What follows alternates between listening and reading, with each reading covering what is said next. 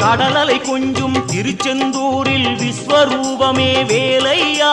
பழமுதி சோலை அறுபடை வீடும் புண்ணிய தரிசனம் முருகையா திருநீர் அணிந்து வரும் போது நெஞ்சில் நிம்மதி பிறக்குது கந்தையா